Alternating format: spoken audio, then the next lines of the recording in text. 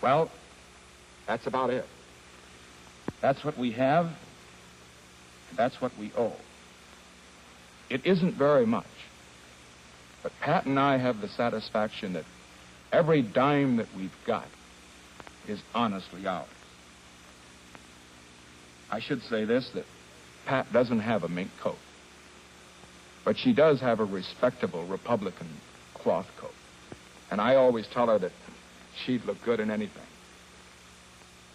One other thing I probably should tell you, because if I don't, they'll probably be saying this about me, too. We did get something, a gift, after the election. A man down in Texas heard Pat on the radio mention the fact that our two youngsters would like to have a dog.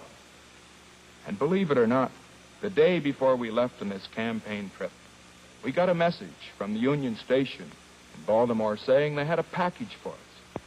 We went down to get it. You know what it was? It was a little Cocker Spaniel dog in a crate that he'd sent all the way from Texas.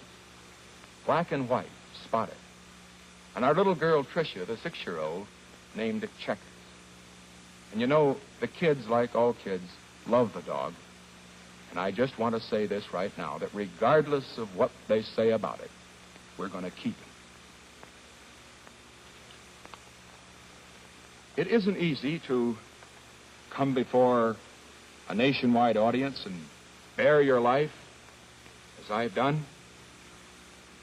But I want to say some things before I conclude. In spite of the smears, the misunderstanding, the necessity for a man to come up here and bare his soul as I have, why is it necessary for me to continue this fight? And I want to tell you why.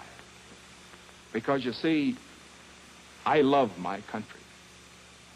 And I think my country is in danger. And I think the only man that can save America at this time is the man that's running for president on my ticket, Dwight Eisenhower. You say, why do I think it's in danger? And I say, look at the record. 7 years of the Truman-Atchison administration of what's happened. 600 million people lost to the communists. And a war in Korea in which we have lost 117,000 American casualties. And I say to all of you that a policy that results in the loss of 600 million people to the communists and a war which costs us 117,000 American casualties isn't good enough for America. And I say that those in the State Department that made the mistakes which caused that war and which resulted in those losses should be kicked out of the State Department just as fast as we get them out of there. And let me say that I know Mr. Stevenson won't do that because he defends the Truman policy. And I know that Dwight Eisenhower will do that and that he will give America the leadership that it needs. Take the problem of corruption. You read about the mess in Washington. Mr. Stevenson can't clean it up because he was picked by the man, Truman, under whose administration the mess was made. You wouldn't trust the man who made the mess to clean it up. That's Truman. And by the same token, you can't trust the man who was picked by the man that made the mess to clean it up, and that's Stevenson. And so I say, Eisenhower, who owes nothing to Truman, nothing to the big city bosses, he is the man that can clean up the mess in Washington. Take communism. I say that as far as that subject is concerned, the danger is great to America. In the Hiss case, they got the secrets which enabled them to break the American secret State Department code. They got secrets in the atomic bomb case which enabled them to get the secret of the atomic bomb 5 years before they would have gotten it by their own devices. And I say that any man who called the Alger Hiss case a red herring isn't fit to be president of the United States.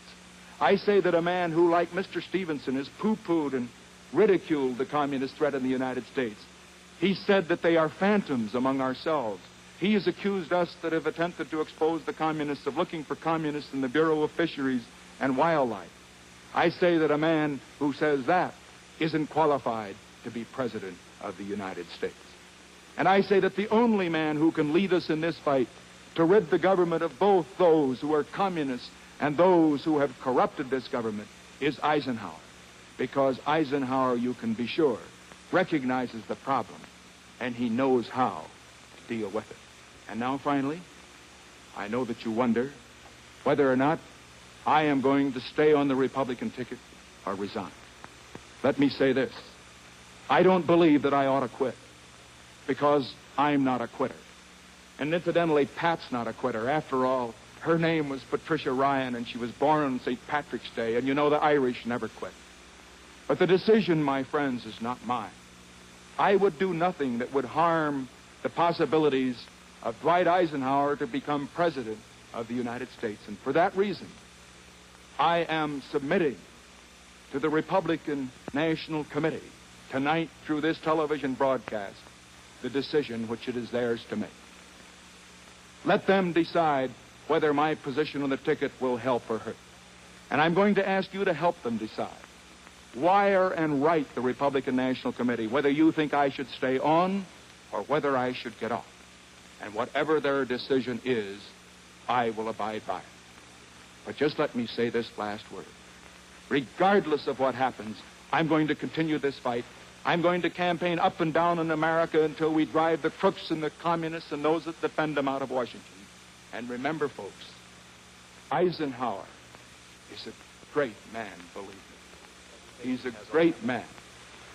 And a vote for Eisenhower is a vote for what's good for America. The Republican Senatorial Committee and the Republican Congressional Committee.